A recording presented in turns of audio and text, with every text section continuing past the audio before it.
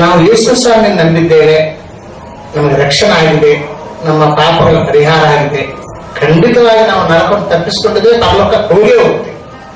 ಆದರೂ ಕೂಡ ಪ್ರಿಯರೇ, ಈ ಭೂಲೋಕದಲ್ಲಿ ನಾವು ಇರುವ ತನಕ, ಈ ದೇಹದಲ್ಲಿ ಇರುವ ತನಕ ಈ ಕಾಯಿಲೆಗಳು ಬರ್ತಾ ಹೋಗ್ತಾ ಇರ್ತಾರೆ. ಕಾಯಿಲೆ ಬಂದಾಗೆಲ್ಲ ನೀವು ತಿಳ್ಕೊಳ್ಬಾರ್ದು, ಅಯ್ಯೋ ನಾನು ಇಲ್ಲಾದ್ರೂ ತಪ್ಪು ಮಾಡಿದನು ಏನೋ, ದೇವರು ನನ್ನನ್ನು ಕೈ ಬಿಟ್ಟಿದ್ದಾರೆ ಏನು ಅಂತೇಳಿ ಆದ್ರೂ ತಿಳ್ಕೊಳ್ಬಾರ್ದು.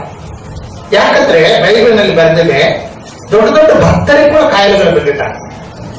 ಎಲೀಷಾ ಅಂತ ಒಬ್ಬ ಭಕ್ತ ಇದ್ದ. ಎಷ್ಟು ದೊಡ್ಡ ಭಕ್ತನಪ್ಪ ಅಂತ ಹೇಳಿದ್ರೆ, ಎಲೀಷಾ ಪ್ರಾರ್ಥನೆ ಮಾಡಿದಾಗ ಸತ್ತೋಗಿದ್ದಂತ ಮಗು ಕೂಡ ಜೀವಂತವಾಗಿದ್ದು ಬಂದಿದ್ದಾನೆ. ಸತ್ತೋಗಿರುವಂತ ಮಗು ಕೂಡ ಜೀವಂತವಾಗಿದ್ದು ಬಂದಿದ್ದಾನೆ ಎಲೀಷಾ ಪ್ರಾರ್ಥನೆ ಮಾಡಿದಾಗ. ಅಷ್ಟೇ ಅಲ್ಲ, ಎಲೀಷಾ ಮಾಡಿದಂತ ಅದ್ಭುತಗಳು ಬಹಳಷ್ಟಿದ್ದಾರೆ. ರಾಜರು ಕೂಡ, ದೇಶವನ್ನು ಪರಿಪಾಲನೆ ಮಾಡುವಂತ ರಾಜರು ಕೂಡ ಬಂದು ಆ ಎಲೀಷಾ ಬಂದು ಕೈ ಮುಗಿದು ಆಶೀರ್ವಾದ ತಗೊಳ್ತಾರೆ. ಅಂತ ದೊಡ್ಡ ಭಕ್ತ ಎಲೀಷಾ. ಆದ್ರೆ ಆ ಎಲೀಷಾ ಕೂಡ ಒಂದು ಸಮಯದಲ್ಲಿ ಕಾಯಿಲೆ ಬಂದಿದೆ. ಆ ಎಲೀಷಾ ಕೂಡ ಕಾಯಿಲೆ ಬಂದಿದೆ. ಯೋಗನು ಕೂಡ ದೊಡ್ಡ ಭಕ್ತ, ಸ್ವರ್ಗಲೋಕದಲ್ಲಿ ದೇವರು ಸಾಕ್ಷಿ ಕೊಟ್ಟಿದ್ದಾರೆ. ಭೂಲೋಕದಲ್ಲಿ ಯೋಗನಷ್ಟು ಯಥಾರ್ಥವನ್ನು ಯಾರು ಇಲ್ಲ ಅಂತೇಳಿ ಸ್ವರ್ಗಲೋಕದಲ್ಲಿ ದೇವರು ಸಾಕ್ಷಿ ಕೊಟ್ಟಿದ್ದಾರೆ. ಆದ್ದರಿಂದ ನಾವು ಕಾಯಿಲೆಗಳು ಬಂದಾಗ ನಾವು ಹೆದರಿಕೊಳ್ಳಬಾರದು. ಯೋಗನಿಗೆ ಕೂಡ ಕಾಯಿಲೆಗಳು ಬಂದಿದ್ದಾರೆ. ಮೈ ತುಂಬಾ ಬೊಬ್ಬೆಗಳು ಬಿದ್ದಿದ್ದಾವೆ ಅಂತ ಬೆಳೆಯುತ್ತೆ. ಒಂದು ದಿನ ಅಲ್ಲ, ಎರಡು ದಿನ ಅಲ್ಲ. ಯೋಗನಿಗೆ 40 ವರ್ಷಗಳ ಕಾಲ ಶೋಧನಿರ್ತದೆ. ಯೋಗನಿಗೆ 40 ವರ್ಷಗಳ ಕಾಲ. ಆದ್ದರಿಂದ ಕ್ರಿಸ್ತನ ಪ್ರಿಯರೇ, ಅಂತ ದೊಡ್ಡ ಭಕ್ತರಿಗೆ ಕಾಯಿಲೆಗಳು ಬಂದಿರುವಾಗ ನಿಮಗೂ ನಮಗೂ ಕಾಯಿಲೆಗಳು ದೊಡ್ಡ ಮಾತಲ್ಲ. ನಾವು ಆ ಭಕ್ತರಲ್ಲಿ ಅಷ್ಟು ಸಮಾನತೆ ನಾವಿಲ್ಲ. ಆ ಭಕ್ತರು ಯಾವ ಲೆವೆಲ್ನಲ್ಲಿದ್ದಾರೋ ಆ ಲೆವೆಲ್ ನಾವಿಲ್ಲ. ಆ ಭಕ್ತರ ಕಾಲುಗಳನ್ನು ತೊಳೆಯುವಂತ ಯೋಗ್ಯತೆ ಕೂಡ ನಮಗಿಲ್ಲ. ಆದ್ದರಿಂದ ಅಂತ ದೊಡ್ಡ ಭಕ್ತರಿಗೆ ಕಾಯಿಲೆಗಳು ಬಂದಿರುವಾಗ ನಿಮಗೂ ನಮಗೂ ಕಾಯಿಲೆ ಬರುವುದು ದೊಡ್ಡ ಮಾತೇನಿಲ್ಲ. ಇದು ಈ ಭೂಲೋಕದಲ್ಲಿ ನಾವಿರುವ ತನಕ ಇವೆಲ್ಲ ನಾವು ಸಹಿಸಿಕೊಂಡು ಹೋಗ್ಬೇಕಾಗ್ತದೆ. ಅದಕ್ಕಾಗಿ ಅಪೊಸ್ತಲ ಕೃತ್ಯದಲ್ಲಿ 14ನೇ ಅಧ್ಯಾಯದಲ್ಲಿ 22ನೇ ವಚನದಲ್ಲಿ ಒಂದು ಮಾತು ಬರೆಯಲ್ಪಟ್ಟಿದೆ. ಅನೇಕ ಕಷ್ಟಗಳನ್ನು ನಾವು ಅನುಭವಿಸಿ ಪರಲೋಕ ರಾಜ್ಯಕ್ಕೆ ಸೇರಬೇಕಂತ ಹೇಳಿ ಅಲ್ಲಿ ಲೋಕನ ಬರೆಯುತ್ತಾರೆ. ಗೊತ್ತಿರಾ? ಅಪೊಸ್ತಲ ಕೃತ್ಯದಲ್ಲಿ 14ನೇ ಅಧ್ಯಾಯದಲ್ಲಿ 22ನೇ ವಚನ. ನಾವು ಬಹು ಸಂಕಟಗಳನ್ನು ತಾಳಿ ದೇವರ ರಾಜ್ಯದೊಳಗೆ ಸೇರಬೇಕೆಂಬುದಾಗಿ ಬಹು ಸಂಕಟಗಳನ್ನು ತಾಳಿ ದೇವರ ರಾಜ್ಯದಲ್ಲಿ ಸೇರಬೇಕು. ಈ ಭೂಲೋಕದಲ್ಲಿ ಇರುವವರೆಗೂ ಕೂಡ ಪ್ರೇರೆ ಅನೇಕ ಸಂಕಟಗಳು, ಅನೇಕ ಸಮಸ್ಯೆಗಳು, ಅನೇಕ ಕಷ್ಟಗಳು, ಅನೇಕ ಕಾಯಿಲೆಗಳು ಇವು ನಮಗೆ ಕಾಣಿಸ್ತಾರೆ. ಅಷ್ಟು ಮಾತ್ರಕ್ಕೆ ದೇವರು ನಮ್ಮನ್ನು ಬಿಟ್ಟು ಬಿಟ್ಟಿದ್ದಾರೆ ಅಂತ ತಿಳ್ಕೊಳ್ಬೇಡ್ರಿ. ಒಂದು ಬಾರಿ ನಾವು ಯೇಸು ಕ್ರಿಸ್ತನ ಮೇಲೆ ನಂಬಿಕೆ ಇಟ್ಟಾಗ ದೇವರು ನಮ್ಮ ಕೈ ಹಿಡಿತಾರೆ. ನಮ್ಮ ಜೀವ ಹೋಗೋ ತನಕ ಆ ಕೈ ಬಿಡುತ್ತದೆ. ಕೆಲವರು ನಾವು ಬಿಟ್ಟು ಬಿಡ್ತೇವೆ, ನಾವು ಬೇಜಾರಾಗ್ತದೆ. ದೇವರು ನಮ್ಗೆ ಕಷ್ಟಪಟ್ಟಿದ್ದಾನೆ, ದೇವರು ನಮ್ಮನ್ನು ಮರೆತು ಬಿಟ್ಟಿದ್ದಾನೆ, ನಾನ್ಯಾಕೆ ಚರ್ಚಿಗೋಗ್ಬೇಕು, ನಾನ್ಯಾಕೆ ಪ್ರಾರ್ಥನೆ ಮಾಡ್ಬೇಕು, ನಾನ್ಯಾಕೆ ಬೈಬಲ್ ಓದ್ಬೇಕಂತ ಹೇಳಿ ಕೆಲವರು ನಾವು ದೇವರನ್ನು ಮರೆತು ಬಿಡ್ತೇವೆ. 1 ವಾರ, 2 ವಾರ, 3 ವಾರ, 4 ವಾರ ಮರೆತೇ ಬಿಡ್ತೇವೆ. ಆದ್ರೆ ದೇವರು ಮಾತ್ರ ಮರೆಯುವುದಿಲ್ಲ. ದೇವರು ನಮ್ಮ ಕೈ ಬಿಡುವುದಿಲ್ಲ. ತಕ್ಕ ಸಮಯ ಬಂದಾಗ ಅದು ನಮ್ಮ ನೆನಪು, ಅವರು ದೇವರು ನಮ್ಮ ಕೈ ಬಿಟ್ಟಿಲ್ಲ ಅಂತ ಹೇಳಿ ನೆನಪಾಗ್ತದೆ. ಆದ್ದರಿಂದ ಕೃಷ್ಣ ಪ್ರಿಯರೇ, ಹೆದರ್ಕೋಬೇಡ್ರಿ. ಈ ಭೂಲೋಕದಲ್ಲಿ ಎಲ್ಲ ಬರುವುದೇ ಹೋಗುವುದೇ. ಧೈರ್ಯವಾಗಿ ಪ್ರಾರ್ಥನೆ ಮಾಡ್ಕೋರಿ. ಅಂಥ ಸಮಸ್ಯೆ ಬಂದಾಗ ದೇವರು ಖಂಡಿತ ಸಹಾಯ ಮಾಡ್ತಾರೆ. ನೀವು ಮಾಡ್ಕೋರಿ. ನಿಮ್ಮ ಗೆಳೆಯರು, ನಿಮ್ಮ ಸ್ನೇಹಿತರು, ಸಹೋದರಿಯರು ಕೂಡ ಹೇಳ್ರಿ, ನಮಗೋಸ್ಕರ ಪ್ರಾರ್ಥನೆ ಮಾಡ್ರಿ, ನಾವಿಂತ ಸಂಕಟದಲ್ಲಿದ್ದೇವೆ ಅಂತೇಳಿ ಸಹ ವಿಶ್ವಾಸಗಳಿಗೆ ಕೂಡ ನೀವು ಹೇಳಿದ್ರೆ ಎಲ್ಲರ ಪ್ರಾರ್ಥನೆಗೆ ಹೆಚ್ಚು ಬಲ ಸಿಗ್ತದೆ. ಸರಿ ಪ್ರಿಯರೇ, ನಾವು ದೇವರ ವಾಕ್ಯಕ್ಕೆ ಹೋಗೋಣ ಪ್ರಿಯರೇ. ಈ ವಾರಕ್ಕೆ ಏರ್ಪಾಟಾಗಿರುವಂತ ದೇವರ ವಾಕ್ಯವನ್ನ ನಾನು ಓದುತ್ತಾ ಇದ್ದೇನೆ ಪ್ರಿಯರೇ. ಈ ವಾರಕ್ಕಾಗಿ ಆರಿಸಲಾಗಿರುವಂತ ದೇವರ ವಾಕ್ಯವನ್ನು ನಾನೇ ಓದುತ್ತಾ ಇದ್ದೀನಿ. ಯೇಸು ಸ್ವಾಮಿ ಬಳಿಯಲ್ಲಿ ಒಂದಾನೊಂದು ಸಮಯದಲ್ಲಿ ನಿಕೋದೇಮನು ಅಂತ ಹೇಳಿ ಒಬ್ಬ ಪರಿಸರ, ಒಬ್ಬ ಅಧಿಕಾರಿ ಬರುತ್ತಾರೆ, ಬೋಧಕನು ಬರುತ್ತಾರೆ. ಆ ಬೋಧಕನೊಂದಿಗೆ ಯೇಸು ಸ್ವಾಮಿ ಆಗಿರುವಂತಹ ಸಂಭಾಷಣೆಯನ್ನ ಇಲ್ಲಿ ನಾವು ನೋಡುತ್ತಾ ಇದ್ದೇವೆ. ಈಗಾಗಲೇ ಸಹೋದರಿ ಓದಿದ್ದಾಳೆ. ನಾನು ಕೂಡ ನಿಮಗೊಂದು ಬಾರಿ 1ರಿಂದ 5ನೇ ವಚನಗಳ ಮಟ್ಟಿಗೆ ನಾನು ಓದುತ್ತೇನೆ. ಪರಿಸರಲ್ಲಿ ಯೆಹೂದ್ಯರ ಹಿರಿಯ ಸಭೆಯವನಾದ ನಿಕೋದೇಮನೆಂಬ ಒಬ್ಬ ಮನುಷ್ಯನಿದ್ದನು. ಅವನು ರಾತ್ರಿಯಲ್ಲಿ ಯೇಸುವಿನ ಬಳಿಗೆ ಬಂದು ಆತನಿಗೆ, ಗುರುವೇ, ನೀನು ದೇವರ ಕಡೆಯಿಂದ ಬಂದ ಬೋಧಕನೆಂದು ಬಲ್ಲೆ. ನೀನು ಮಾಡುವಂತಹ ಈ ಸೂಚಕ ಕಾರ್ಯಗಳನ್ನು ದೇವರ ಸಹಾಯವಿಲ್ಲದೆ ಮಾಡುವುದು ಯಾರಿಂದಲೂ ಆಗದು ಎಂದು ಹೇಳಿದರು. ಅದಕ್ಕೆ ಯೇಸು, ನಾನು ನಿನಗೆ ನಿಜ ನಿಜವಾಗಿ ಹೇಳುತ್ತೇನೆ, ಒಬ್ಬನು ಹೊಸದಾಗಿ ಹುಟ್ಟದಿದ್ದರೆ ಅವನು ದೇವರ ರಾಜ್ಯವನ್ನು ಕಾಣಲಾರನೆಂದ. ನಿಕೋದೇಮನ ಆತನನ್ನು, ಮನುಷ್ಯನು ಮುದುಕನಾದ ಮೇಲೆ ಹುಟ್ಟುವುದು ಹೇಗೆ? ಅವನು ತನ್ನ ತಾಯಿಯ ಗರ್ಭದಲ್ಲಿ ತಿರುಗಿ ಸೇರಿ ಹುಟ್ಟುವುದಾಗಿದೆ ಎಂದು ಕೇಳಿದರು. ಅದಕ್ಕೆ ಯೇಸು, ನಾನು ನಿನಗೆ ನಿಜ ನಿಜವಾಗಿ ಹೇಳುತ್ತೇನೆ, ಒಬ್ಬನು ನೀರಿನಿಂದಲೂ ಆತ್ಮನಿಂದಲೂ ಹುಟ್ಟದಿದ್ದರೆ ದೇವರ ರಾಜ್ಯಕ್ಕೆ ಸೇರಲಾರ. ಈಗ ನಾವು ಓದ್ಕೊಂಡಿರುವಂತಹ ಈ ವಾಕ್ಯ ಭಾಗವನ್ನ ಎಷ್ಟೋ ಬಾರಿ ನಾವು ಅನೇಕ ಬೇರೆ ಬೇರೆ ಬೇರೆ ಬೇರೆ ಬೋಧಕರಿಂದ ನಾವು ಕೇಳಿಸಿಕೊಂಡಿದ್ದೇವೆ. ಒಬ್ಬೊಬ್ಬರ ಬೋಧಕರು ಹೇಳುವಂತ ರೀತಿ ಬೇರೆ ಬೇರೆ ಇರ್ತದೆ. ಅವರಿಗಿರುವಂತ ಅಭಿಷೇಕದ ಮೇಲೆ ಅದು ಆಧಾರ ಪಟ್ಟಿರ್ತದೆ. ಬೋಧಕರಾಗಿರುವಂತ ನಾವು ವಾಕ್ಯೋಪದೇಶ ಮಾಡುತ್ತಿರುವಾಗ ಯಾವ ರೀತಿ ಒಬ್ಬ ಅಡಿಗೆ ಮಾಡುವವನು ಅಡಿಗೆಯನ್ನು ತಯಾರು ಮಾಡಿ ಬೆಳೆಸುತ್ತಾನೋ ಆ ರೀತಿ ನಾವು ಈ ಆಧ್ಯಾತ್ಮಿಕವಾದಂತಹ ಆಹಾರವನ್ನ ನಮಗೆ ಬೆಳೆಸುವರಾಗಿದ್ದೇವೆ. ಆದ್ರೆ ಇಲ್ಲಿ ನಾವು ತಿಳಿದುಕೊಳ್ಳಬೇಕಾದ್ದೇನಪ್ಪ ಅಂತ ಹೇಳಿದ್ರೆ, ಎಷ್ಟೋ ಮಂದಿ ಸೇವಕರಿದ್ದಾರೆ ಈ ಭೂಲೋಕದಲ್ಲಿ, ವಾಕ್ಯೋಪದೇಶ ಮಾಡುವವರು ಎಷ್ಟೋ ಮಂದಿದ್ದಾರೆ. ಆದ್ರೆ ಒಂದೇ ವಾಕ್ಯ ಭಾಗವನ್ನು ಅವರೆಲ್ಲರೂ ಕೊಟ್ಟು ನೀವೊಂದು ಉಪದೇಶವನ್ನು ಉಪದೇಶಿಸಿರಂತೀರ, ಆ ವಾಕ್ಯದ ಮೇಲೆ ನೀವು ಉಪದೇಶ ಮಾಡಿ ಅಂತ ಹೇಳಿದ್ರೆ ಆ ವಾಕ್ಯೋಪದೇಶಕರು ಹೇಳುವಂತ ರೀತಿ ಬೇರೆ ಬೇರೆ ಇತ್ತು. ಎಲ್ಲರೂ ಒಂದೇ ರೀತಿ ಬೋಧನೆ ಇರುವುದಿಲ್ಲ, ಬೇರೆ ಬೇರೆ ರೀತಿ ಬೋಧನೆ ಇರ್ತದೆ. ಅವರ ಅಭಿಷೇಕಕ್ಕೆ ತಕ್ಕ ಹಾಗೆ ಆ ರೀತಿ ಅವರು ಬೋಧನೆ ಮಾಡ್ತಾರೆ. ಅಡಿಗೆದಾರನು ಕೂಡ ಒಂದು 10 ಮಂದಿ ಅಡಿಗೆ ಮಾಡುವವರನ್ನ ಒಂದು 10 ಮಂದಿಯನ್ನು ನಿಲ್ಲಿಸಿ ಎಲ್ಲರೂ ಸೇರಿ ಪದಾರ್ಥಗಳನ್ನು ಕೊಡ್ರಿ, ಅಕ್ಕಿ ಆಗಲಿ ಬ್ಯಾಳೆ ಆಗಲಿ ಎಲ್ಲರಿಗೂ ಒಂದೇ ತರದ ಪದಾರ್ಥಗಳನ್ನು ಕೊಟ್ಟು ನೀವು ಅಡಿಗೆ ಮಾಡ್ಕೊಂಬರ್ರಿ ಅಂತ ಹೇಳಿ. ಪದಾರ್ಥಗಳು ಒಂದೇ ರೀತಿ ಇರ್ತಾರೆ, ಎಲ್ಲರೂ ಕೊಟ್ಟಿದ್ದು ಒಂದೇ ಅಕ್ಕಿ, ಎಲ್ಲರೂ ಕೊಟ್ಟಿದ್ದು ಒಂದೇ ತರದ ಬ್ಯಾಳೆ, ಎಲ್ಲರೂ ಕೊಟ್ಟಿದ್ದು ಒಂದೇ ತರದ ಪದಾರ್ಥಗಳು. ಆದ್ರೆ ಅವರೆಲ್ಲ ಅಡಿಗೆ ಮಾಡ್ಕೊಂಡು ಬಂದಾಗ ರುಚಿ ಬೇರೆ ಬೇರೆ ಇರ್ತದೆ. ಅವ್ರು ಮಾಡುವಂತಹ ರೀತಿ ಅವರಿಗಿರುವಂತಹ ಒಂದು ಜಾಣತನದಿಂದ ಆಗ್ತದೆ. ಅದೇ ರೀತಿಯಾಗಿ ಬೇರೆ ದೇವರ ವಾಕ್ಯ ಒಬ್ಬೊಬ್ಬ ಬೋಧಕನ ಒಂದೊಂದು ರೀತಿ ಅವರಿಗಿರುವಂತಹ ಅಭಿಷೇಕಕ್ಕೆ ತಕ್ಕ ಹಾಗೆ ಬೋಧಿಸುತ್ತಾರೆ. ನಾನೇ ಒಂದು ವೇಳೆ ಈ ವಾಕ್ಯ ಭಾಗದಲ್ಲಿ ಎಷ್ಟೋ ಬಾರಿ ಬೋಧನೆ ಮಾಡಿದ್ದೇನೆ. ಆದ್ರೆ ಇವಾಗ ನಾನು ಅದನ್ನು ಬೋಧಿಸಿದ್ರೆ ಆ ರೀತಿ ಇರುವುದಿಲ್ಲ, ಮೊದಲು ಬೋಧನೆ ಮಾಡಿದಂತ ರೀತಿ ಇರುವುದಿಲ್ಲ. ಸರಿ ಪ್ರಿಯರೇ, ಈ ರಾತ್ರಿ ಸಮಯದಲ್ಲಿ ದೇವರು ನಮ್ಮೊಂದಿಗೆ ಯಾವ ರೀತಿ ಮಾತಾಡುತ್ತಾನೋ ನಾವು ನೋಡೋಣ ಪ್ರಿಯರೇ. ನಿಕೋದೇಮ ಎಂಬ ಒಬ್ಬ ವ್ಯಕ್ತಿ 1ನೇ ಶತಮಾನದಲ್ಲಿ ಆತನೊಬ್ಬ ಬೋಧಕನಾಗಿದ್ದ. ಇಸ್ರಾಯೇಲರಿಗೆ ಒಬ್ಬ ಬೋಧಕನು. ಇಸ್ರಾಯೇಲ್ ಜಾತಿಯಲ್ಲಿ ಬೋಧಕನಾಗಬೇಕಾದ್ರೆ ಎಲ್ಲರನ್ನ ಬೋಧಕನನ್ನಾಗಿ ಮಾಡುವುದಿಲ್ಲ, ಅವರನ್ನ ಬಹಳ ಪರೀಕ್ಷೆ ಮಾಡ್ತಾರೆ. ಧರ್ಮಶಾಸ್ತ್ರವನ್ನೆಲ್ಲ ಅವರು ಬೈಪಾಠವಾಗಿ ಹೇಳೋನಾಗಿರ್ಬೇಕು. ಅಂತವರನ್ನು ಮಾತ್ರ ಇಸ್ರಾಯೇಲರಲ್ಲಿ ಬೋಧಕರನ್ನಾಗಿ ನೇಮಕ ಮಾಡ್ತಾರೆ.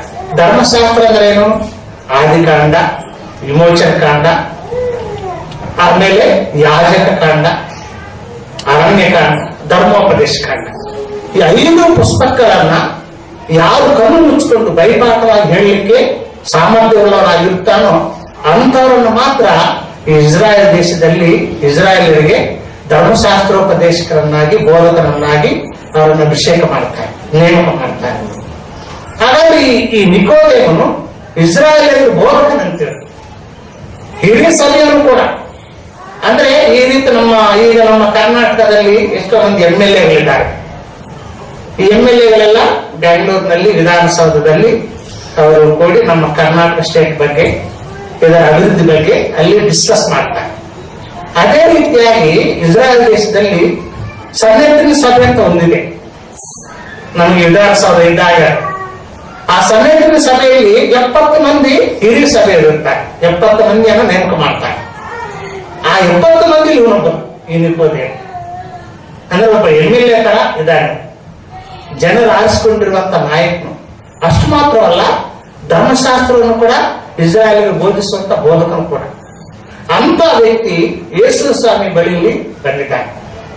ಇದರಲ್ಲಿ ನಾವು ಆಲೋಚನೆ ಮಾಡ್ಬೇಕ್ರಿ. ಯೇಸು ಸ್ವಾಮಿ ಬಳಿಯಲ್ಲಿ ಬಂದಿರುವಂತ ವ್ಯಕ್ತಿ ಸಾಮಾನ್ಯವಾದಂತ ವ್ಯಕ್ತಿ ಅಲ್ಲ. ಜನರಿಗೆ ಹಿರಿಯ ಸಭೆಯಲ್ಲಿ ಅವನೊಬ್ಬ ನಾಯಕನಾಗಿದ್ದಾನೆ. ಇಸ್ರಾಯೇಲರಿಗೆ ಬೋಧಕನಾಗಿ ಕೊಟ್ಟಿದ್ದಾನೆ. ಸಣ್ಣ ಪುಟ್ಟ ವ್ಯಕ್ತಿಗಳಲ್ಲ ಯೇಸು ಸ್ವಾಮಿ ಬಳಿಯಲ್ಲಿ ಬಂದಿದ್ದು. ಒಂದು MLA ಬಂದಿದ್ದಾನೆ ಅಂತ ತಿಳ್ಕೊಳ್ಬೇಕು. ಯೇಸು ಸ್ವಾಮಿ ಬಳಿಯಲ್ಲಿ ಒಬ್ಬ MLA ಬಂದಿದ್ದಾನೆ ಅಂತ ತಿಳ್ಕೊಳ್ಬೇಕು. ಹಾಗಾಗಿ ಯೇಸು ಸ್ವಾಮಿ ಯಾವ ಲೆವೆಲ್ ನಲ್ಲಿ ಇದ್ದಾನೆ ಅನ್ನೋದು ನಾವು ಅರ್ಥ ಮಾಡ್ಕೊಳ್ಬಹುದು. ಅದರಲ್ಲಿ ನಾವೇನ್ ತಿಳ್ಕೊಳ್ತೇವೆ, ಯೇಸು ಸ್ವಾಮಿ ಬಡವನಾಗಿದ್ದನು, ಯೇಸು ಸ್ವಾಮಿ ಜೀವಮಾನವೆಲ್ಲ ಬಡವನಾಗಿದ್ದನು ಅಂತೇಳಿ ನಾವು ತಿಳ್ಕೊಳ್ತೇವೆ. ಆತನು ಹುಟ್ಟಿದಾಗ ಬಡವನಾಗಿರ್ಬೋದು, ಬೆತ್ಲೆಹೇಮಿನಲ್ಲಿ ಹುಟ್ಟಿದಾಗ ಬಡತನದಲ್ಲಿದ್ದರು. ಯೇಸುವನ್ನು ಕೂಡ ಬಡತನದಲ್ಲಿದ್ದರು, ಮರಿಯಮ್ಮನು ಕೂಡ ಬಡತನದಲ್ಲಿದ್ದರು. ಆದ್ರೆ ಯೇಸು ಸ್ವಾಮಿ ಜೀವಮಾನದಲ್ಲಿ ಆತನು ಬಡವನಾಗಿರ್ಲಿಲ್ಲ. ದೊಡ್ಡ ದೊಡ್ಡ ಶ್ರೀಮಂತರ ಆತನ ಶಿಷ್ಯರಾಗಿದ್ದಾರೆ. ಯೇಸು ಸ್ವಾಮಿ ಶಿಷ್ಯರು ದೊಡ್ಡ ದೊಡ್ಡ ಶ್ರೀಮಂತರು ಕೂಡ ಯೇಸು ಸ್ವಾಮಿ ಶಿಷ್ಯರಾಗಿದ್ದಾರೆ. ಯೇಸು ಸ್ವಾಮಿ ಬಗ್ಗೆ ಆ ಪಾರ್ಲಿಮೆಂಟ್ ನಲ್ಲಿ ಕೂಡ, ವಿಧಾನಸೌಧದಲ್ಲಿ ಕೂಡ ಚರ್ಚೆ ಮಾಡಿದ್ದಾರೆ. ಈಗ ನಮ್ಮಂತ ವ್ಯಕ್ತಿಗಳ ಬಗ್ಗೆ ವಿಧಾನಸೌಧದಲ್ಲಿ ಚರ್ಚೆ ಮಾಡಿದ್ರು. ಯೇಸು ಸ್ವಾಮಿಯನ್ನು ಸಿಲುಬೆ ಹಾಕುವಂತಹ ಸಮಯದಲ್ಲಿ ಪಿಲಾತನನ್ನು ನಿಲ್ಲಿಸಿದ್ದಾರೆ. ಪಿಲಾತ ಆ ದೇಶಕ್ಕೆ ಗವರ್ನರ್ ಅವರು, ಆ ದೇಶಾಧಿಪತಿ. ಸಣ್ಣ ಪುಟ್ಟ ಕಳ್ಳರನ್ನ, ಸಣ್ಣ ಪುಟ್ಟ ತಪ್ಪು ಮಾಡಿದವರನ್ನ ಗವರ್ನರ್ ತನಕ ಉಳಿಯುವುದಿಲ್ಲ. ಚಿಕ್ಕ ಚಿಕ್ಕ ಕೋರ್ಟ್ಗಳಲ್ಲಿ ಅದನ್ನು ಪರಿಷ್ಕಾರ ಮಾಡಿ ಶಿಕ್ಷೆ ಕೊಡ್ತಾರೆ. ದೇಶಾಧಿಪತಿಯಾಗಿರುವಂತ ಗವರ್ನರ್ ಮುಂದೆ ಯೇಸು ಸ್ವಾಮಿ ನಿಲ್ಲಿಸಿದ್ದಾರೆ. ಅವರ ರಾಜ್ಯವನ್ನ ತೀರ್ಮಾನ ಮಾಡ್ಲಿಕ್ಕೆ ನಿಲ್ಲಿಸಿದ್ದಾರೆ ಅಂತ ಹೇಳಿದ್ರೆ, ಯೇಸು ಸ್ವಾಮಿ ಸಾಮಾನ್ಯವಾದಂತ ವ್ಯಕ್ತಿ ಅಲ್ಲ, ಎಷ್ಟೋ ಉನ್ನತವಾದಂತ ಸ್ಥಿತಿಯಲ್ಲಿ ಯೇಸು ಸ್ವಾಮಿ. ಇನ್ನೊಂದು ವಾಕ್ಯ ಹೇಳುತ್ತಿದ್ರೆ, ಯೇಸು ಸ್ವಾಮಿ ತನ್ನ ಜೀವಮಾನದಲ್ಲಿ ಬಡವನಾಗಿರ್ಲಿಲ್ಲ ಅನ್ನೋದಕ್ಕೆ ಇನ್ನೊಂದು ವಿಷಯ ಹೇಳುತ್ತೇನೆ. ಯೇಸು ಸ್ವಾಮಿಯನ್ನು ಶಿಲುಬೆ ಮೇಲೆ ಹಾಕಿದಾಗ ಆತನ ವಸ್ತ್ರವನ್ನು ಸೈನಿಕರು ಹಂಚಿಕೊಂಡಿದ್ದಾರೆ. ಆತ ವಸ್ತ್ರವನ್ನ ಸೈನಿಕರು ಹಂಚಿಕೊಳ್ಳಿಕ್ಕೆ ಚೀಟಿ ಹಾಕಿದ್ದಾರೆ. ಯಾಕಂದ್ರೆ ಅದು ಕೆಳಗಿನಿಂದ ಮೇಲ್ ತನಕ ಒಳಗಿದ್ದಂತ ಒಂದು ಸುಂದರವಾದಂತ ಅಂಗಿ ಯೇಸು ಸ್ವಾಮಿ ಹಾಕೊಂಡಿದ್ದಾರೆ. ಅದನ್ನು ಸೈನಿಕರು ಯಾರು ನೋಡಬೇಕನ್ನುವಂಥದ್ದಕ್ಕಾಗಿ ಅವರು ಚೀಟಿ ಹಾಕಿದ್ದಾರೆ. ಲಾಟ್ರಿ ಹಾಕಿ ಇದು ನನಗೆ ಬೇಕಂತೇಳಿ ಆ ವಸ್ತ್ರಕ್ಕಾಗಿ ಆಸೆ ಪಟ್ಟಿದ್ದಾರೆ. ಆಲೋಚನೆ ಮಾಡ್ರಿ, ವಾಸ್ತವವಾಗಿ ಸೈನಿಕರು ಗವರ್ನಮೆಂಟ್ ಸಿಪಾಯಿಗಳು, ಸರ್ಕಾರದ ಸಿಪಾಯಿ. ಈಗ ನಮಗೆ ಮಿಲಿಟರಿ ಇದ್ದಂತ ಸೈನಿಕರಿಗೆ ಒಳ್ಳೆ ಸಂಬಳ ಇರ್ತದೆ. ಒಂದು ಅಪರಾಧಿಯ ಒಂದು ಶರ್ಟ್ಗಾಗಿ, ಅಪರಾಧಿ ಹಾಕೊಂಡಿದ್ದಂತ ವಸ್ತ್ರಕ್ಕಾಗಿ ಅವ್ರು ಆಸೆ ಪಡುವುದಿಲ್ಲ, ಒಳ್ಳೆ ಸಂಬಳ ಇರ್ತದೆ ಅವರಿಗೆ.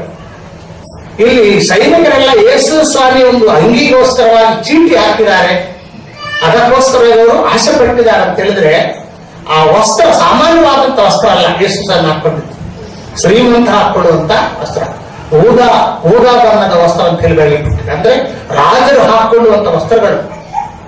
ಯೇಸು ಸ್ವಾಮಿ ಹಾಕೊಂಡಿದ್ದಂತ ವಸ್ತ್ರ ರಾಜಭವನದಲ್ಲಿದ್ದಂತ ರಾಜರು, ಅಧಿಪತಿಗಳು ಹಾಕಿಕೊಳ್ಳುವಂತ ವಸ್ತ್ರ.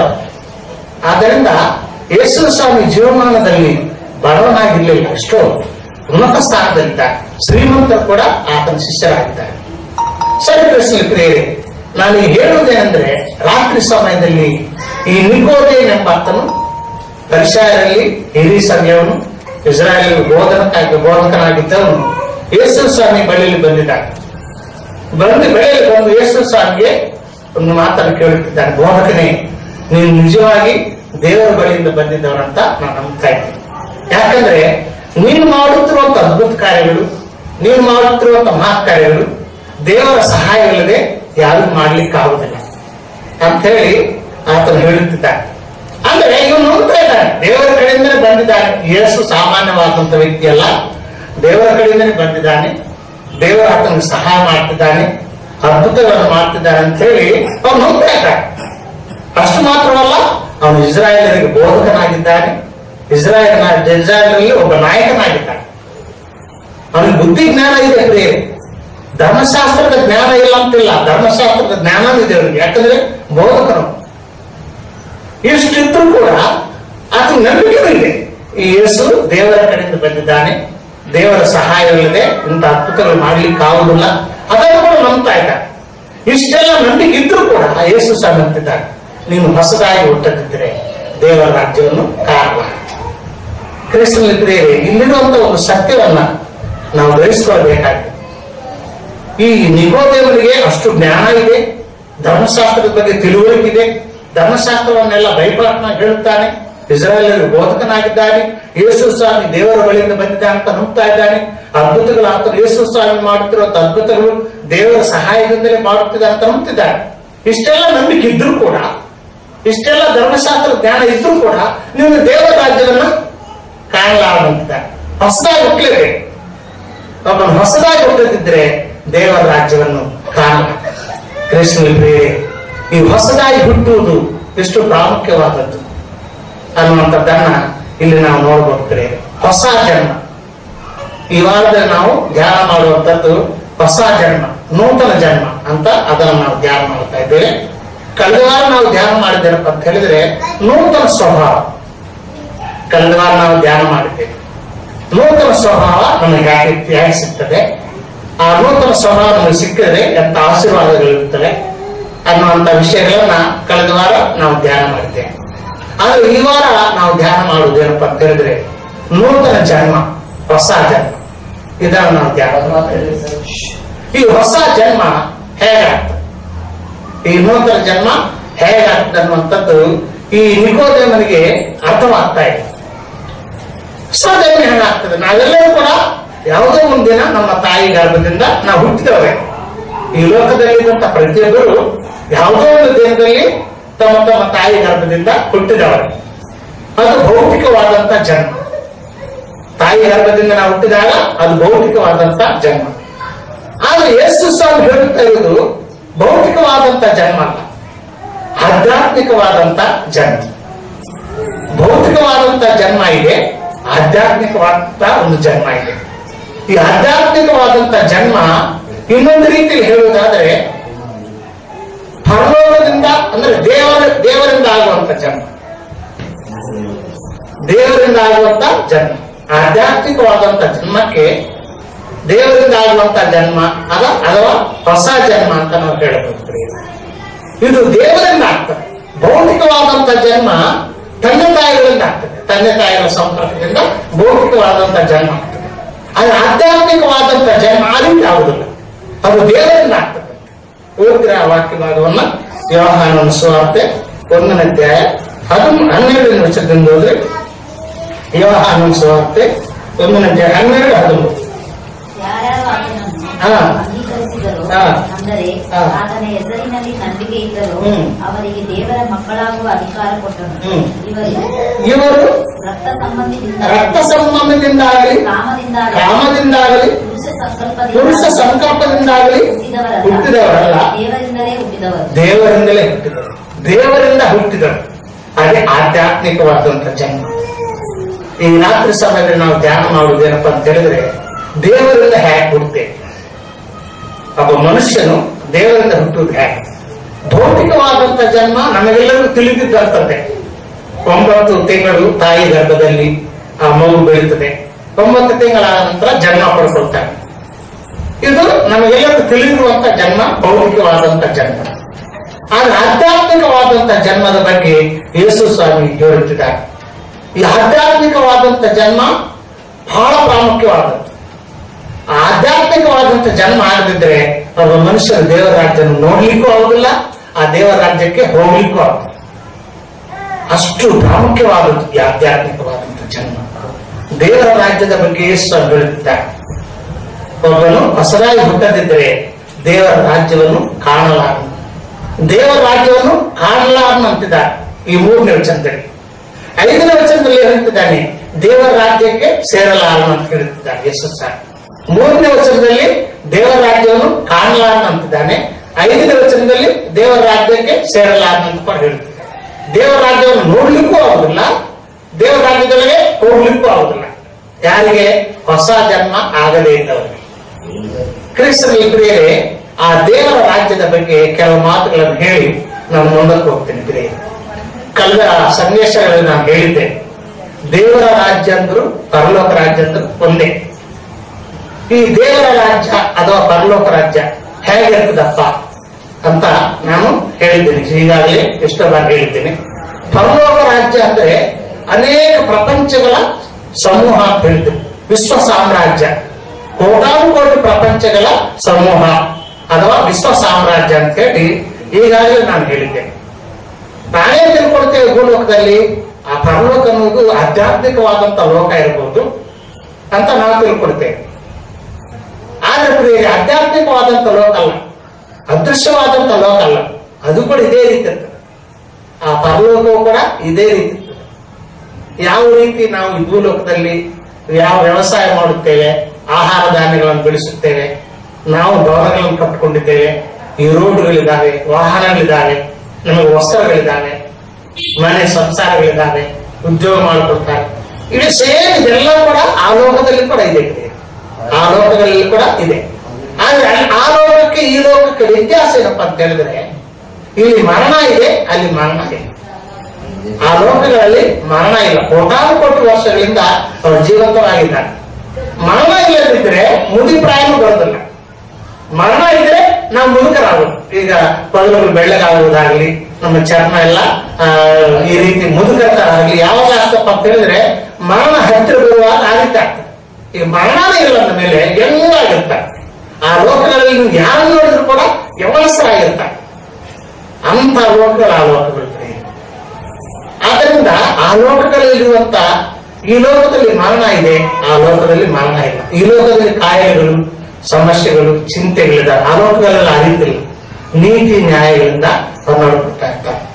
ಇಲ್ಲಿರುವಂತಹ ಮೆಟೀರಿಯಲ್, ಒಂದು ಬಂಗಾರ ಆಗಲಿ, ಈ ಮೆಟೀರಿಯಲ್ ಅಲ್ಲಿರೋದಿಲ್ಲ. ಅದು ಅಲ್ಲಿರುವಂತ ಮೆಟೀರಿಯಲ್ಲೇ ಬೇರೆ, ಎಷ್ಟೋ ಬೆಲೆ ಬಾಳುವಂಥದ್ದು. ಅಂತ ಬೆಲೆ ಬಾಳುವಂತ ಮೆಟೀರಿಯಲ್ ಇಂದ ಅಲ್ಲಿ ಮನೆಗಳನ್ನ, ಬಂಗಲೆಗಳನ್ನು ಕಟ್ಟಿದ್ದಾರೆ. ನಾನೊಂದು ಪುಸ್ತಕದಲ್ಲಿ ಓದಿದ್ದೇನೆ. ಆ ಪರಲೋಕದ ಬಗ್ಗೆ ಆ ಪುಸ್ತಕದಲ್ಲಿ ಒಬ್ಬ ಭಕ್ತನು ಬರೆದಿದ್ದಾನೆ. ಆತನು ಕೆಲವು ಲೋಕಗಳಿಗೆ ಹೋಗಿ ಬಂದಿದ್ರೆ ಅಂತ ಹೇಳುತ್ತಾನೆ ಆ ಭಕ್ತ. ಅದು ಸತ್ಯ ಆಗುತ್ತೆ. ಯಾಕಂತೇಳಿ ಅಂತ ಹೇಳಿದರೆ ಬೈಬಲ್ನಲ್ಲಿ ಕೊಡಿದೆ. ಈ ಲೋಕದವರು ಆ ಲೋಕಗಳಿಗೆ ಹೋಗಿ ಬಂದಿದ್ದವರು ಇದ್ದಾರೆ, ಆ ಲೋಕಗಳಲ್ಲಿದ್ದವರು ಭೂಮಿ ಮೇಲೆ ಬಂದವರು ಇದ್ದಾರೆ. ಬೈಬಲ್ನಲ್ಲಿ ಇದೆ. ಪ್ರಕಟಣೆ ಪುಸ್ತಕದಲ್ಲಿ 4ನೇ ಅಧ್ಯಾಯದಲ್ಲಿ ನಾವು ನೋಡ್ತೀವಿ. ಪ್ರೇರೆ ಒಬ್ಬ ಭಕ್ತನು ಪರಲೋಕಕ್ಕೆ ಹೋಗಿ ಬಂದಿದ್ದಾರೆ. ಪ್ರಕಟಣೆ ಪುಸ್ತಕ 4ನೇ ಅಧ್ಯಾಯ 1ನೇ ವಚನದಿಂದ ಯಾರು ಬರುವುದು? 1ನೇ ವಚನದಿಂದ. ನಾನು ನೋಡಿದಾಗ ಪರಲೋಕದಲ್ಲಿ ತೆರೆದಿದ್ದ ಬಾಗಿಲು ಕಾಣಿಸಿತು. ತೆರೆದಿದ್ದ ಬಾಗಿಲು ಕಾಣಿಸಿತು ಮತ್ತು ನನ್ನ ಸಂಗಡ ತುತ್ತೂರಿಯು ಮಾತಾಡುತ್ತದೆ ಎಂಬಂತೆ ನಾನು ಮೊದಲು ಕೇಳಿದ್ದ ವಾಣಿಯು ಕೇಳಿಸಿತು. ಇಲ್ಲಿಗೆ ಏರಿ ಬಾ, ಮುಂದೆ ಆಗಬೇಕಾದವುಗಳನ್ನು ನಿನಗೆ ತೋರಿಸುವೆನು ಎಂದು ಹೇಳಿತು. ಇಲ್ಲಿಗೆ ಏರಿ ಬಾ, ಒಂದು ಶಬ್ದ ಬಂದಿದೆ ಭಕ್ತನಿಗೆ. ಇಲ್ಲಿಗೆ ಏರಿ ಬಾ, ಮುಂದೆ ಆಗಬೇಕಾದಂತ ಸಂಗತಿಗಳನ್ನ ನಿಮ್ಗೆ ತೋರಿಸ್ತೇನೆ ಅಂತ ಹೇಳಿ ಪರಲೋಕದಿಂದ ಒಂದು ಶಬ್ದ ಬಂದಿದೆ. ಆನಂತರ ಆತನು ಆತ್ಮವಶನಾಗಿ ಪರಲೋಕಕ್ಕೆ ಹೋಗ್ತಾನೆ. ನಾನು ಯಾತಕ್ಕಾಗಿ ಹೇಳ್ತಾ ಇದ್ದೇನೆಂದ್ರೆ, ಭೂಲೋಕದಲ್ಲಿದ್ದಂತ ಅನೇಕ ಮಂದಿ ಭಕ್ತರು ಆ ಲೋಕಗಳಿಗೆ ಹೋಗಿ ಬಂದಿದ್ದಾರೆ, ಆ ಲೋಕಗಳನ್ನ ನೋಡಿ ಬಂದಿದ್ದಾರೆ. ಈ ಯೋಹಾನನು ಕೂಡ ಪರಲೋಕಕ್ಕೆ ಹೋಗಿ ಆ ಪರಲೋಕದಲ್ಲಿ ನೋಡಿದಂತ ದೃಶ್ಯಗಳನ್ನೆಲ್ಲ ಈ ಪ್ರಕಟಣೆ ಪುಸ್ತಕದಲ್ಲಿ ಬಂದಿದ್ದಾರೆ. ಈ ಪ್ರಕಟಣೆ ಪುಸ್ತಕದಲ್ಲಿರುವುದೆಲ್ಲವೂ ಕೂಡ ಆ ಯೋಹಾನ ಎಂಬ ಭಕ್ತನು ಅಲ್ಲಿ ಏನೇನನ್ನು ನೋಡಿದಾನೋ ಆ ದೃಶ್ಯಗಳನ್ನು ಇಲ್ಲಿ ಬರೆದಿಟ್ಬಿಟ್ಟಿದ್ದಾರೆ. ಇನ್ನೂ ಕೂಡ ಎಷ್ಟೋ ಒಂದು ಭಕ್ತರು, ಅಪೊಸ್ತಲನಾದ ಪೌಲನು ಕೂಡ ತಾನು ಜೀವಂತವಾಗಿದ್ದಾಗಲೇ ನಾನು ಪರದೇಶಕ್ಕೆ ಹೋಗಿ ಬಂದಿದ್ದೇನೆ ಅಂತ ಹೇಳಿದ್ದಾರೆ. ಪರದೇಶದಲ್ಲಿ ಅನೇಕ ಮಾತುಗಳನ್ನು ಕೂಡ ನಾನು ಕೇಳಿಸಿಕೊಂಡಿದ್ದೇನೆ. ಆ ಮಾತುಗಳನ್ನು ನಮ್ಮ ಬಾಯಿಂದ ಹೇಳಬಾರದು ಅಂತ ಹೇಳಿ 2ನೇ ಕೊರಿಂಥದವರಿಗೆ ಬರೆದ ಪತ್ರಿಕೆಯಲ್ಲಿ 12ನೇ ಅಧ್ಯಾಯದಲ್ಲಿ 3 ವಚನದಲ್ಲಿ ಮಾತು ಬರೆಯಲ್ಪಟ್ಟದ್ದು. ಓದ್ತೀರಾ? ಪೌಲನು ಕೂಡ ಬೇರೆ ಲೋಕಗಳಿಗೆ ಹೋಗಿ ಬಂದಿದ್ದಾನೆ, ಯೋಹಾನನು ಕೂಡ ಬೇರೆ ಲೋಕಗಳಿಗೆ ಹೋಗಿ ಬಂದಿದ್ದಾನೆ. ಪೌಲನು 2ನೇ ಕೊರಿಂಥ 12ನೇ ಅಧ್ಯಾಯ 2ನೇ ವಚನದಿಂದ ಓದಮ್ಮ. 2ನೇ ವಚನದಿಂದ. ಕ್ರಿಸ್ತನಲ್ಲಿದ್ದ ಒಬ್ಬ ಮನುಷ್ಯನನ್ನು ಬಲ್ಲೆನು. ಅವನು 14 ವರ್ಷಗಳ ಹಿಂದೆ 3ನೇ ಆಕಾಶದ ಪರ್ಯಂತರಕ್ಕೂ ಒಯ್ಯಲ್ಪಟ್ಟನು. ಅವನು ದೇಹರಹಿತನಾಗಿ ಒಯ್ಯಲ್ಪಟ್ಟನು, ದೇಹರಹಿತನಾಗಿ ಒಯ್ಯಲ್ಪಟ್ಟನು. ನಾನರಿ ದೇವರೇ ಬಲ್ಲನು. ಅಂತ ಮನುಷ್ಯನು ಪರದೇಶಕ್ಕೆ ಒಯ್ಯಲ್ಪಟ್ಟು ಮನುಷ್ಯರು ನುಡಿಯಲು ಅಶಕ್ಯವಾದ ಹೇಳಬಾರದ ಮಾತುಗಳನ್ನು ಕೇಳಿದರೆಂದು ಬರೆಯನು. ಪೌಲನ ಒಂದು ಅನುಭವವನ್ನ ಅಲ್ಲಿ ಬರೆಯುತ್ತಾ ಇದ್ದ. ನಾನೊಬ್ಬ ಮನುಷ್ಯನನ್ನ ನಾನು ಬಳ್ಳೆನು, ಅವನು ಪರದೇಶಕ್ಕೆ ಹೋಗಿ ಬಂದಿದ್ದಾನೆ. ಮನುಷ್ಯರು ನುಡಿಯಲಾಗ್ಲಿಕ್ಕೆ ಆಗದೇ ಇರುವಂತ ಮಾತುಗಳನ್ನ ಅವನು ಕೇಳಿದ್ದಾನೆ ಅಂತ ಹೇಳಿ ಬೇರೆ ಒಬ್ಬ ಮನುಷ್ಯನ ಮೇಲೆ ಹಾಕಿ ಬರೀತಾರೆ. ನಾನೇ ಹೋಗಿದ್ದು ಪೌಲನೇ. ಯಾರೋ ಒಬ್ಬನು ಪರದೇಶಕ್ಕೆ ಹೋಗಿದ್ರೆ ಪೌಲನೇ ಹೆಂಗ್ ಗೊತ್ತಾಗ್ತದೆ?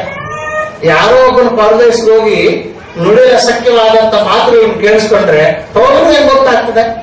ಹೋಗಿದ್ದು ಪೌಲನೇ ಹೋಗಿ ಅನೇಕ ವಿಷಯಗಳನ್ನ ಅಲ್ಲಿ ಕೇಳಿಸ್ಕೊಂಡು ಬಂದಿದ್ದಾರೆ.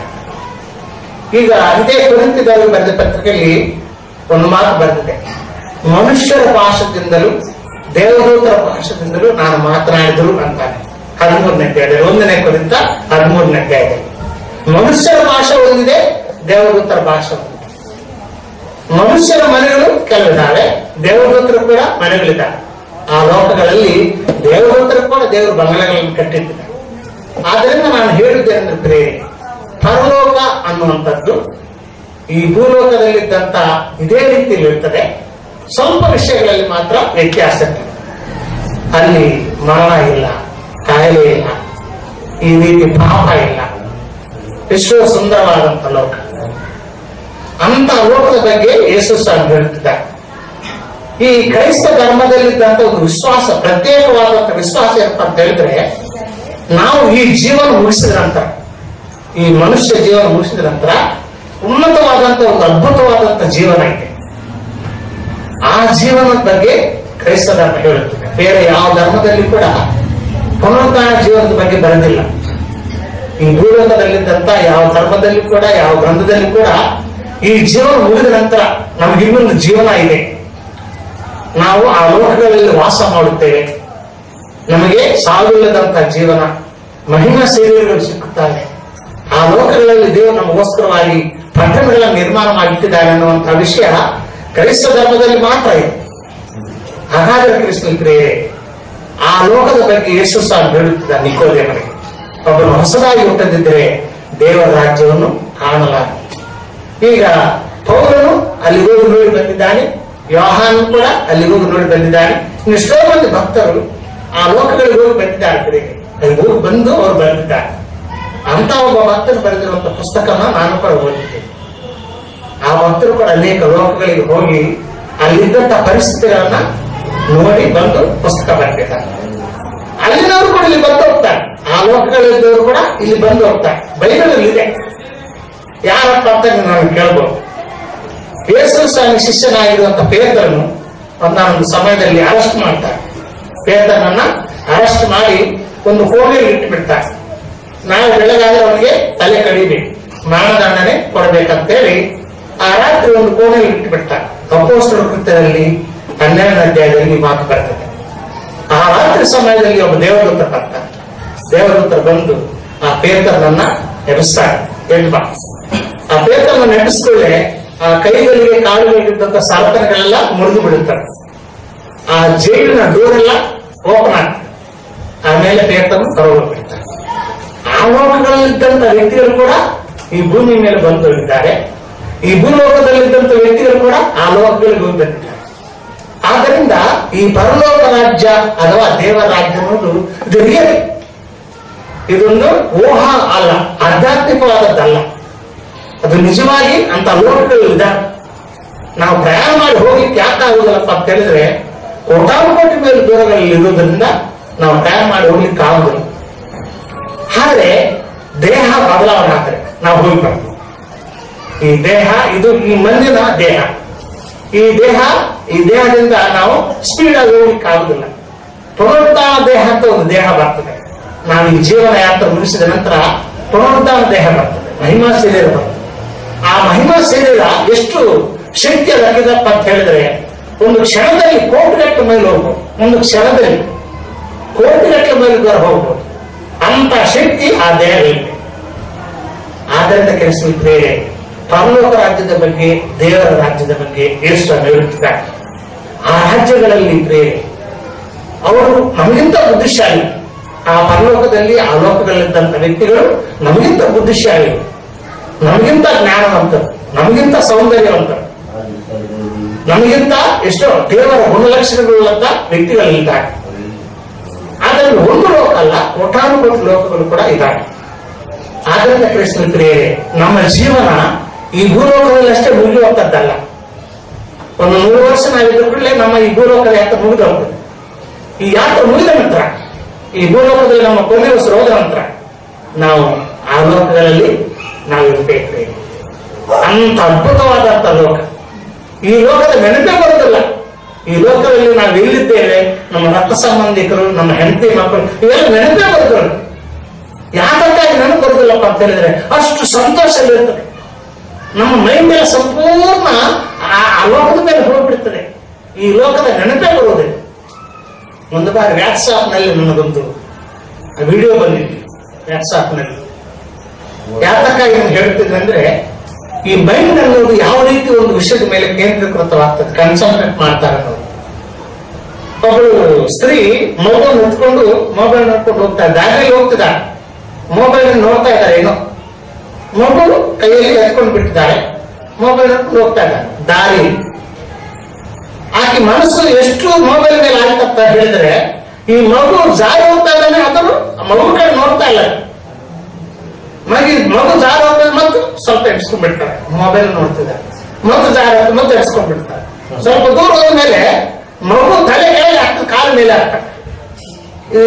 ಕೈಯಲ್ಲಿ ಇರ್ತದೆ ಮಗು, ತಲೆ ಕೆಳಗೆ ಆಗ್ತದೆ, ಕಾಲ ಮೇಲೆ ಆಗ್ತದೆ. ಆದ್ರೆ ಮಗು ಕಡೆ ನೋಡ್ತಾ ಇಲ್ಲ, ಇದು ಮೊಬೈಲ್ ಕಡೆ ನೋಡ್ತಾ ಇದೆ. ಮನಸ್ಸು ಎಷ್ಟು ಕೇಂದ್ರೀಕೃತ ಮಾಡ್ತಾರಪ್ಪ ಅಂತ ಹೇಳಿದ್ರೆ, ಬೇರೆ ವಿಷಯಕ್ಕೆ ಮನಸ್ಸು ಹೋಗುದೇ ಇಲ್ಲ. ಪರಲೋಕಕ್ಕೆ ಹೋದ್ರೆ ಅದೇ ರೀತಿ ಇರ್ತದೆ ಪ್ರಿಯರೇ. ಈ ಭೂಲೋಕದ ವಿಷಯಗಳಿಗೆ ಮನಸ್ಸು ಹೋಗುದಿಲ್ಲ.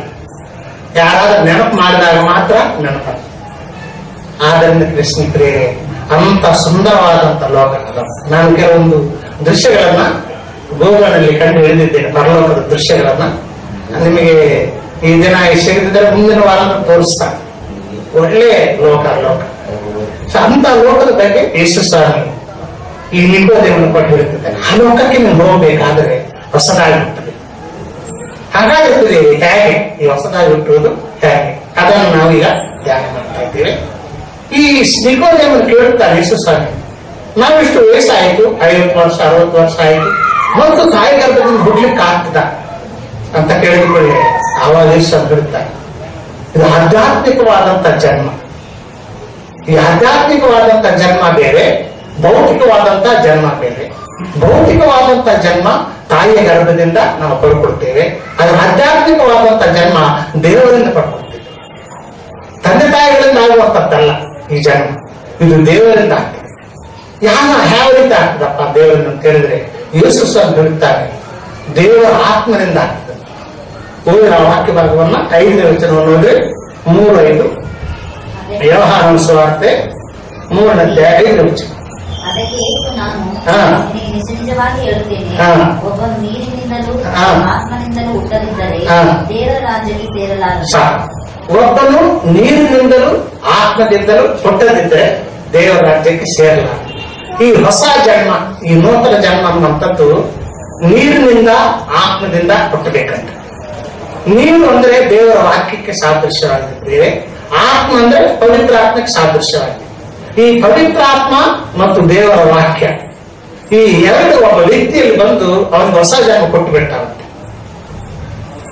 ಯಾವ ರೀತಿ ಭೌತಿಕವಾದಂತ ಜನ್ಮ ಸ್ತ್ರೀ ಪುರುಷರಿಂದ ಆಗ್ತದೆ, ತಾಯಿ ತಂದೆ ಅಥವಾ ಸ್ತ್ರೀ ಪುರುಷರಿಂದ ಭೌತಿಕವಾದಂತ ಜನ್ಮ ಆಗ್ತದೆ.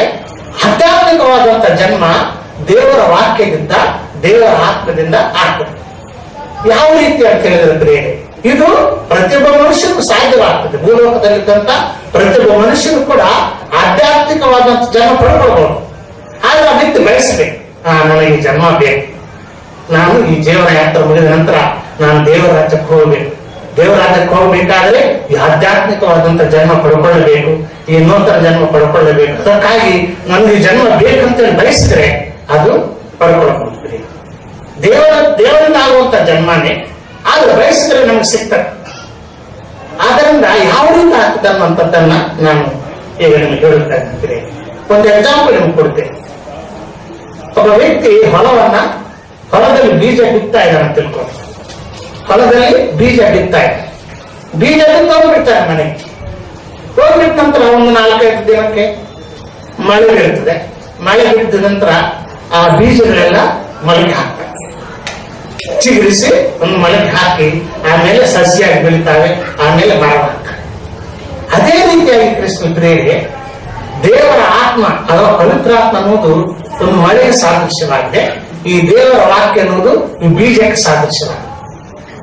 ನಮ್ಮ ಹೃದಯ ಅನ್ನೋದು ಒಂದು ನೆಲ, ಮನುಷ್ಯರ ಹೃದಯಗಳು ಒಂದು ಭೂಮಿಗೆ ಸಾದೃಶ್ಯವಾಗಿದೆ. ಈ ಮನುಷ್ಯರ ಹೃದಯಗಳಲ್ಲಿ ಆ ದೇವರ ವಾಕ್ಯ ಎಂಬ ಬೀಜ ಬಿತ್ತಲ್ಪಡಬೇಕು. ಯಾವ ರೀತಿ ವ್ಯವಸಾಯಗಾರನು ಒಂದು ಬೀಜವನ್ನ ಭೂಮಿಯಲ್ಲಿ ಬಿತ್ತುತ್ತಾನೋ, ಭೂಮಿಯಲ್ಲಿ ಬಿತ್ತಿದ ನಂತರ ಮಳೆ ಬಿದ್ದ ನಂತರ ಆ ಬೀಜ ಮೊಳಕೆ ಹಾಕಿ ಸಸಿಯಾಗಿ ಬೆಳೀತದೋ, ಅದೇ ರೀತಿ ಈ ಭೂಲೋಕದಲ್ಲಿದ್ದಂತ ಮನುಷ್ಯರ ಹೃದಯಗಳು ಭೂಮಿ ಇದ್ದ ಹಾಗೆ. ಈ ದೇವರ ವಾಕ್ಯಗಳು ಬೀಜಗಳು, ದೇವರ ಬೀಜಗಳು. ಈ ದೇವರ ವಾಕ್ಯವೇ ದೇವರ ರಾಜ್ಯದ ಬೀಜಗಳು.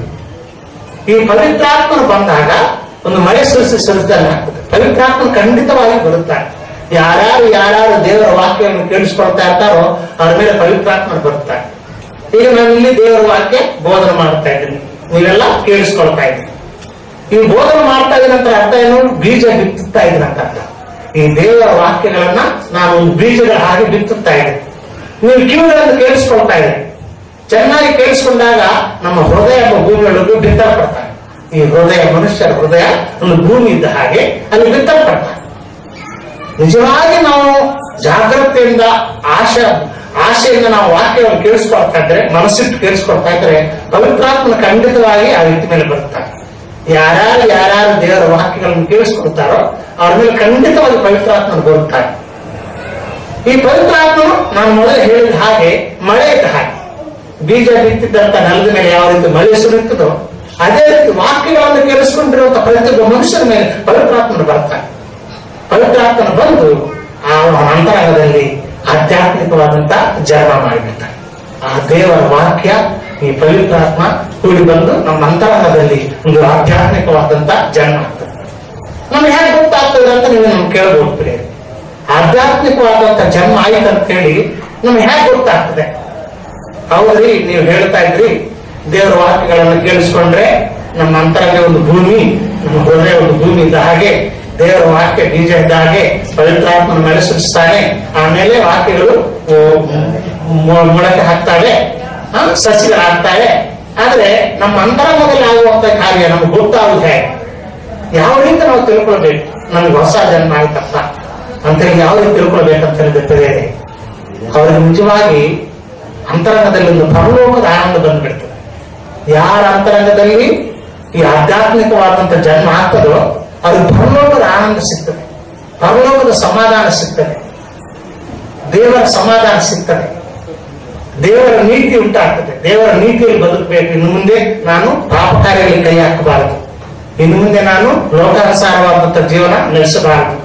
ಅವನ ಆಲೋಚನೆಗಳು ಚೇಂಜ್ ಆಗ್ಬಿಡ್ತಾವೆ, ಅವನ ಉದ್ದೇಶಗಳೆಲ್ಲ ಚೇಂಜ್ ಆಗ್ಬಿಡ್ತಾವೆ. ಯಾವಾಗ ಅವನಿಗೆ ಆಧ್ಯಾತ್ಮಿಕವಾದಂತ ಜನ್ಮ ಆಗ್ತದೋ ಆಲೋಚನೆಗಳೆಲ್ಲ ಚೇಂಜ್ ಆಗ್ತದೆ. ಜನರಿಗೆ ಗೊತ್ತಾಗುದು ಸರಿ, ಅವನಿಗೆ ವೈಯಕ್ತಿಕವಾಗಿ ಒಬ್ಬ ವ್ಯಕ್ತಿ ಹೊಸ ಜನ್ಮ ಆಯ್ತು ಅಂತ ಹೇಳಿ ಅವ್ನಿಗೆ ಯಾವಾಗ ಗೊತ್ತಾಗ್ತದೆ ಅಂತ ಹೇಳಿದ್ರೆ ಅವನ ಆಲೋಚನೆಗಳು ಚೇಂಜ್ ಆಗ್ತವೆ. ಇನ್ನು ಮುಂದೆ ನಾನು ಪಾಪಕ್ಕೆ ಹೋಗಬಾರದು, ಇನ್ನು ಮುಂದೆ ನಾನು ಪಾಪದ ಕಾರ್ಯಗಳ ಕೈ ಹಾಕಬಾರದು, ಇನ್ನು ಮುಂದೆ ನಾನು ದೇವರಿಗೆ ಇಷ್ಟಕರವಾದಂತ ಜೀವನ ನಡೆಸಬೇಕು, ಇನ್ನು ಮುಂದೆ ನಾನು ಚರ್ಚೆಗೆ ಹೋಗ್ಬೇಕು, ದೇವರ ವಾಕ್ಯಗಳನ್ನು ಕೇಳಿಸ್ಕೊಳ್ಬೇಕು ಅನ್ನುವಂತ ಈ ಆಲೋಚನೆಗಳು ಬರುತ್ತಾರೆ. ಯಾವಾಗ ಆಲೋಚನೆಗಳು ಬರುತ್ತಾವೋ ಆಧ್ಯಾತ್ಮಿಕವಾದಂತ ಜನ್ಮ ಆಯ್ತಂತ ಅವನಿಗೆ ಗೊತ್ತಾಗ್ತದೆ.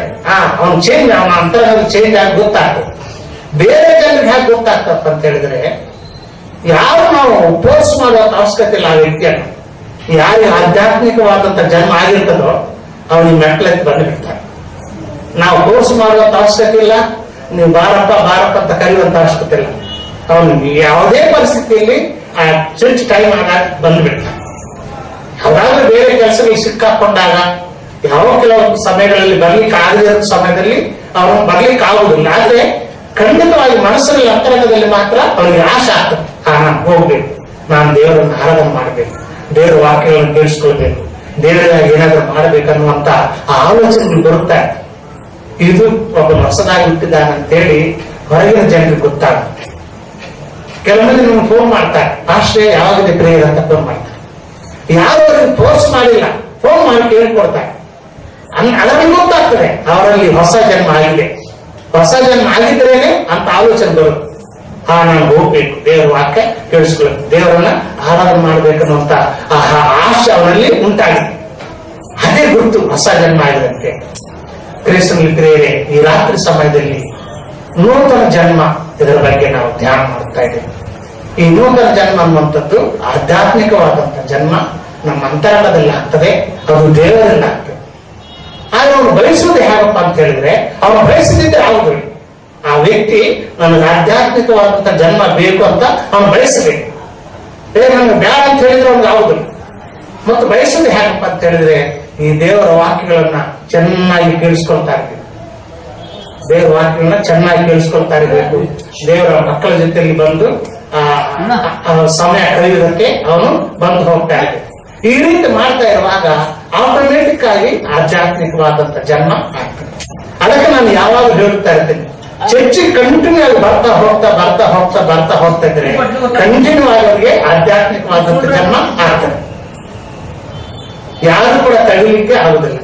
ಬೈಬಲಿನಲ್ಲಿ ಬರೆಯಲ್ಪಟ್ಟಿದೆ ಆದಿಕಾಂಡದಲ್ಲಿ ಈ ದೇವಾಲಯ ಅನ್ನುವುದು ಪರಲೋಕದ ಬಾಗಿಲು ಅಂತ ಬರೆಯಲ್ಪಟ್ಟಿದೆ. ದೇವಾಲಯ ಅನ್ನೋದು ಪರಲೋಕದ ಬಾಗಿಲು ಅಂದ್ರೆ ದೇವಾಲಯದಲ್ಲಿ ಯಾರು ಬರುತ್ತಾರೋ ಅವರು ಪರಲೋಕದ ಬಾಗಿಲಲ್ಲಿ ಹೆಜ್ಜೆ ಇಟ್ಟಿದ್ದಾರೆ ಅಂತ ಅರ್ಥ. ಆದ್ದರಿಂದ ಕೃಷ್ಣನ ಪ್ರಿಯರೇ, ನಾವು ಈ ಭೂಲೋಕದಲ್ಲಿ ನಾವಿದ್ರು ಕೂಡ, ಭೂಲೋಕದಲ್ಲಿ ನಮ್ಮ ಜೀವನ ನಡೆಸ್ತಾ ಇದ್ರು ಕೂಡ ಈ ಲೋಕಕ್ಕೆ ಸಂಬಂಧಪಟ್ಟವರಲ್ಲ. ನಮ್ಮ ಜೀವನ ಅಲ್ಲಿದೆ. ನಮಗೋಸ್ಕರವಾಗಿ ಸುಂದರವಾದಂತಹ ಪಟ್ಟಣಗಳನ್ನು ನಿರ್ಮಾಣ ಮಾಡಿಟ್ಟಿದ್ದಾರೆ. ಅನೇಕ ಬಹುಮಾನಗಳು ನಮಗೋಸ್ಕರವಾಗಿ ಅಲ್ಲಿದೆ. ಸುಂದರವಾದಂತಹ ಲೋಕದಲ್ಲಿ ನಾವು ಹೋಗ್ತೇವೆ. ಆದ್ದರಿಂದ ಕೃಷ್ಣೇ, ಈ ಭೂಲೋಕದಲ್ಲಿ ನಾವು ಭಕ್ತಿಯಿಂದ ಭಯದಿಂದ ಈ ಜೀವನವನ್ನು ನಡೆಸೋಣ. ಈ ಹೊಸ ಜನ್ಮ ನಮ್ಮನ್ನು ನಾವು ಪರೀಕ್ಷೆ ಮಾಡಿಕೊಳ್ಳೋಣ. ನಮಗಾಗಿದೆಯಾ ಹೊಸ ಜನ್ಮ? ಹೊಸ ಜನ್ಮ ಆಗಿದ್ರೆ ಆಲೋಚನೆಗಳು ಚೇಂಜ್ ಆಗ್ತವೆ. ಹೊಸ ಜನ್ಮ ಆದ್ರೆ ನಮ್ಮ ಆಲೋಚನೆಗಳು ಚೇಂಜ್ ಆಗ್ತವೆ. ದೇವರ ಒಂದು ನೀತಿ ಬಂದುಬಿಡ್ತದೆ, ದೇವರ ಒಂದು ಸಮಾಧಾನ ಬಂದುಬಿಡ್ತದೆ, ಪರಲೋಕದ ಆನಂದ ನಮ್ಮಲ್ಲಿ ಬಂದುಬಿಡ್ತದೆ.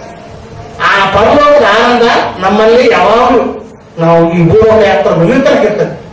ಈ ಭೂಲೋಕದ ಆನಂದ ಹೋಗ್ಬಿಡ್ತದೆ. ಸಪೋಸ್ ನಮ್ಮ ಮನೆಯಲ್ಲಿ ಏನಾದ್ರೂ ಒಂದು ಹೊಸ ಮನೆ ಕಟ್ಟಿಕೊಂಡಿದ್ದೇವೆ, ಅದೊಂದು ಹೊಸ ವಾಹನವನ್ನ ನಾವು ತೆಗೆದುಕೊಂಡಿದ್ದೇವೆ ಅಂತ ತಿಳ್ಕೊಂಡು ಆ ಹೊಸ ಮನೆಯನ್ನು ಕಟ್ಕೊಂಡಾಗ ಆ ಬಂದಿರುವಂತಹ ಸಂತೋಷ ಆನಂದ ಸ್ವಲ್ಪ ಜನ ಮಾತ್ರ ಇರ್ತದೆ. ಒಂದು ತಿಂಗಳಿರ್ಬೋದು, 2 ತಿಂಗಳಿರ್ಬೋದು, ಆಮೇಲೆ ಅದು ಆನಂದ ಹೋಗ್ಬಿಡ್ತದೆ.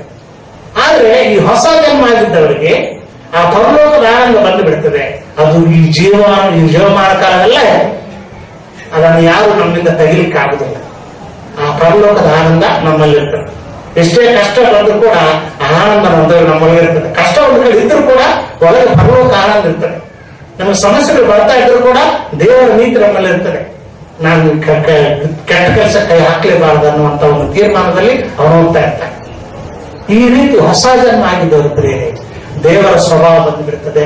ದೇವರ ಮಾರ್ಗದಲ್ಲಿ ನಡೀತಾ ಇರ್ತಾನೆ. ಲೋಕಾನುಸಾರವಾದಂತಹ ಜೀವನಕ್ಕೆ ಅವನು ಅಡ್ಡಿ ಮಾಡಿಬಿಡ್ತಾನೆ. ಅವನು ನಾನು ಹೋಗುದಿಲ್ಲ ಅಂತ ಹೇಳಿ ಅದನ್ನು ತಡೆಬಿಡ್ತಾನೆ. ದೇವರ ಮಾರ್ಗದಲ್ಲೇ ನಡೀತಾ ಇರ್ತಾನೆ. ಅದೇ ಗುರುತು ಒಬ್ಬನಿಗೆ ಹೊಸ ಜನ್ಮ ಆಗಿದೆ ಅನ್ನೋದಕ್ಕೆ ಗುರುತು ಪ್ರಿಯರೇ. ಹಾಗಾದ್ರೆ ಕೃಷ್ಣ ಪ್ರಿಯರೇ, ಈ ನಿಕೋದೇಮನ ಮಾತನ್ನು ಆ ರಾತ್ರಿ ಅವ್ರಿಗೆ ಅರ್ಥ ಆಗಲಿಲ್ಲ. ಹೊಸ ಜನ್ಮ ಅನ್ನೋದೇನು ಅರ್ಥ ಆಗಲಿಲ್ಲ. ಲಾಸ್ಟ್ಗೆ ಯೇಸು ಸ್ವಾಮಿ ಜೀವಮಾನ ಕಾಲದಲ್ಲಿ ಅವನು ಹೊಸ ಜನ್ಮ ಆಯ್ತು.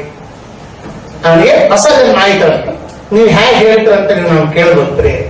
ಮತ್ತಾಯ ಬರೆದಿರೋ ಸ್ವಾರ್ಥ ನಾವು ನೋಡುವುದಾದ್ರೆ ಪ್ರಿಯರೇ, ಯೇಸು ಸ್ವಾಮಿ ಇನ್ನು ಈಗ ತೆಗೆದು ಬೇಡ, ಯೇಸು ಸ್ವಾಮಿ ಕಲ್ಲುರಿಸಲ ಮೇಲೆ ಪ್ರಾಣ ಕೊಟ್ಟಾಗ ಶಿಷ್ಯರಾರು ಇರ್ಲಿಲ್ಲ. 12 ಮಂದಿ ಶಿಷ್ಯರಲ್ಲಿ ಯೋಹಾನೊಬ್ಬನಲ್ಲಿದ್ದರು. ಎಲ್ಲರೂ ಓಡ್ಬಿಟ್ಟಿದ್ದಾರೆ. ಹೆದರ್ಕೊಂಡು ಪ್ರಾಣಕ್ಕೆ ಹೆದರ್ಕೊಂಡು ಓಡೋಗ್ಬಿಟ್ಟಿದ್ದಾರೆ. ಆದ್ರೆ ಈ ನಿಕೋದೇಮನು ಯೇಸು ಸ್ವಾಮಿ ದೇಹವನ್ನ ಸಿಲುವೆ ಮೇಲೆ ನಿಲ್ಲಿಸಿದ್ದು. ಈ ನಿಕೋದೇಮನೊಬ್ಬನು, ಅರಿಮತ ಯೋಸೇಫನಂತ ಇನ್ನೊಬ್ಬನು, ಇವರಿಬ್ಬರು ಕೂಡಿ ಯೇಸು ಸ್ವಾಮಿ ದೇಹವನ್ನ ಸಿಲುವೆ ಮೇಲಿಂದ ಕೆಳಗಿಳಿಸಿಕೊಂಡಿದ್ದಾರೆ. ಆ ದೇಹವನ್ನ ಸುಗಂಧ ದ್ರವ್ಯಗಳಿಂದ ಸುತ್ತಿ ದೇಹಕ್ಕೆ ಹಚ್ಚಿ ಒಂದು ಒಳ್ಳೆ ಬಟ್ಟೆಯನ್ನು ಸುತ್ತಿ ಸಮಾಧಿಯಲ್ಲಿ ಇಟ್ಟಿದ್ದು ಈ ನಿಕೋದೇಮ, ಅರಿಮತ ಯೋಸೇಫ. ತನಗೆ ಆರಿಸಿಕೊಂಡಿರುವಂತ ಶಿಷ್ಯರು ಕೂಡ ಹೆದರ್ಕೊಂಡು ಓಡೋಗ್ಬಿಟ್ಟಿದ್ದಾರೆ. ಆದ್ರೆ ಇವನು ಓಡೋಗ್ಲಿಲ್ಲ. ಎಷ್ಟು ತ್ಯಾಗ ಮಾಡಿದ್ದಾರೆ. ಇದೇ ಗುರುತು ಹೊಸ ಜನ್ಮ ಆಗಿದೆ ಅನ್ನೋದು ಗುರುತೇನಪ್ಪ ಅಂತ ಹೇಳಿದ್ರೆ, ಯೇಸುಗಾಗಿ ಏನಾದ್ರೂ ಮಾಡ್ತಾರೆ. ಯಾರ್ಯಾರು ಹೊಸ ಜನ್ಮ ಆಗಿದೆಯೋ ಯೇಸು ಕ್ರಿಸ್ತರಿಗೋಸ್ಕರವಾಗಿ ಈ ಭೂಲೋಕದಲ್ಲಿ ದೇವರ ರಾಜ್ಯಕ್ಕಾಗಿ ಏನಾದ್ರೂ ತ್ಯಾಗ ಮಾಡ್ತಾರೆ. ಇವನು ಮಾಡಿದಂತ ತ್ಯಾಗ ಅಲ್ಲಿದೆ ಪ್ರಿಯ.